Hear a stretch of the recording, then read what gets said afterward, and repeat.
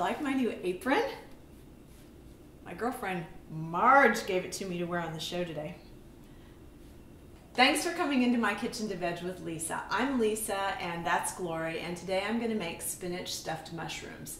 It's an awesome recipe for this time of year. It's great for entertaining, and if you're a football fan, you can make it for a tailgate party or to have some friends around and watch the big game. What you'll need for today's recipe, and remember you can find all the recipes from our shows at vegwithlisa.com. Some fresh spinach, some mushrooms, and I'm going to show you a couple different kinds to work with today. I've got some fragrant basil from my window boxes, beautiful red tomato from Bobby's Southside Garden in Des Moines, and some pine nuts that I've already toasted. Be really, really careful when you toast your pine nuts. They burn so easily. Do you know why? No, why? They burn easily because they have a high fat content. So that fat burns, gets heated up quickly and burns, and they're so expensive that you don't want to burn them. Do you know why they're so expensive? No. They're so expensive because they are actually the seed of a pine cone, and it has to be harvested from inside the pine cone. So you can imagine what a pain in the rear end that must be. You also need some garlic, a little bit of fresh Parmesan cheese, freshly grated Parmesan cheese, or some nutritional yeast if you're a vegan, and then the rest of the usual suspects. Before you start preparing your ingredients, preheat your oven to 350. I'm going to work with some small brown mushrooms and some large white mushrooms, but regardless, you'll treat them the same. You're just going to pop out the stem and then slice and chop the stems of all your mushrooms. This recipe, along with all the others that I'm cooking here at Veg with Lisa, are from a cookbook that I'm writing. I started it several years ago with my girlfriend Karen. We were bored expat wives living in Dubai, and we thought it would be something fun to do to keep ourselves out of trouble. Well, I'm not sure how well it worked, but thankfully we've got all the recipes to show for it. You'll need a nice large skillet and about a tablespoon of olive oil. Let your skillet get hot. Then you're going to add your chopped mushroom stems and 1 large clove of garlic minced. Stir and let that cook until they start to get soft. So I've added a medium tomato chopped to my mushroom stems and garlic. Now I'm going to add 4 cups of fresh spinach.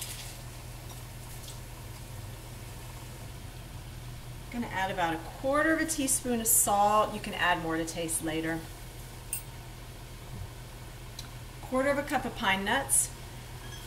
Pine nuts also have a tendency to go rancid very quickly, and that's because, again, of that high fat content. So I store mine in the freezer. A handful of chopped fresh basil. About a tablespoon of freshly grated Parmesan cheese. Nice dose of freshly ground black pepper. And my signature ingredient, some crushed red chili flakes. Lower the heat slightly, stir this all together, and just let it cook until the spinach is just wilted.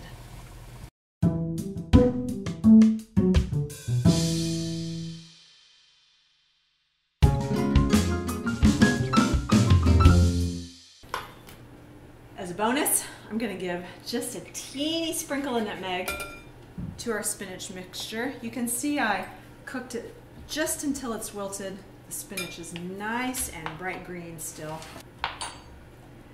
I've got these 2 different sizes of mushroom caps to show you the versatility of this recipe. If you use big mushrooms like this, these white guys that I have, You could also use nice big portobellas. You can serve this actually as a plated starter for a fancy schmancy dinner party. You could put one of these on everybody's plate and serve them as a first course. And if you use smaller mushroom caps, like these little baby bellas, it makes a great finger food appetizer. You can see that I've got some extra filling left, which I'm very excited about. I'm going to put this in an omelet for dinner tonight.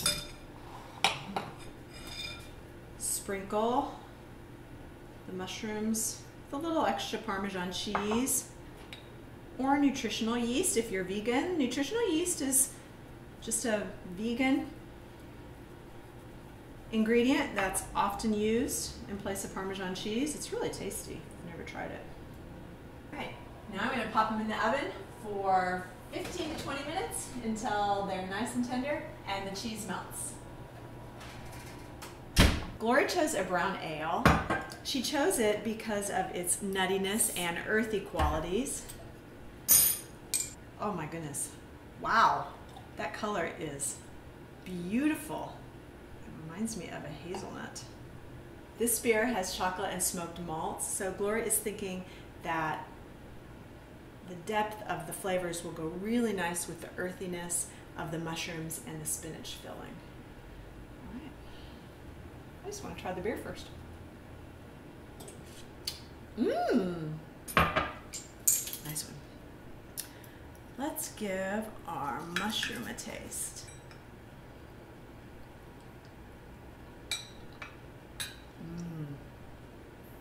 Let's try it with the beer.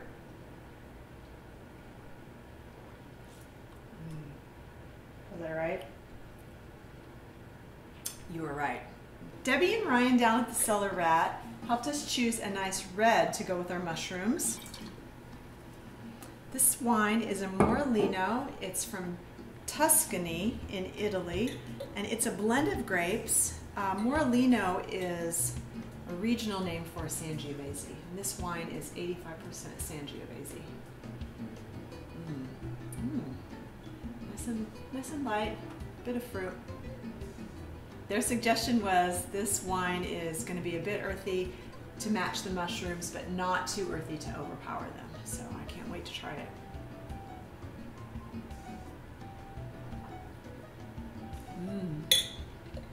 Wow, that kind of rolls around quite nicely on your tongue.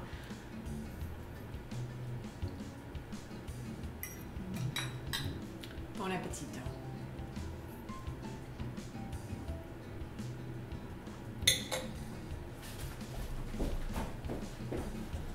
Just in case you're trying to do the thing. She left the scene again.